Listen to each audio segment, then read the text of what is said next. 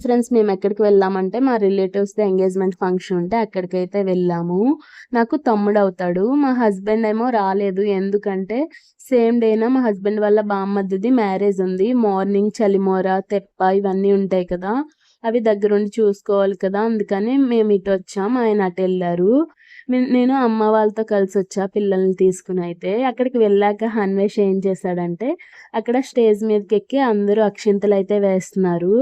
మాతో పాటు రమ్మంటే హన్వేష్ రాలేదు. వాడు సెపరేట్‌గా వెళ్ళి అక్కడ స్టేజ్ మీద డెకరేషన్ చేసుంది కదా! దాంట్లోంచి ఒక ఫ్లవర్ తీసుకొని వెళ్ళి పెళ్లి కూతురికిచ్చి కంగ్రాట్స్ చెప్పి మళ్ళీ ఫోటో అయితే దిగాడు. మళ్ళీ స్టేజ్ ఎక్కి బామర్దిని తీసుకువెళ్ళాడు ఈసారి వెళ్ళేటప్పుడు.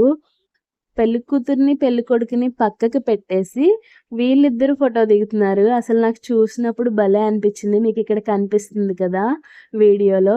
ఈ వీడియో నచ్చినట్టయితే లైక్ చేసి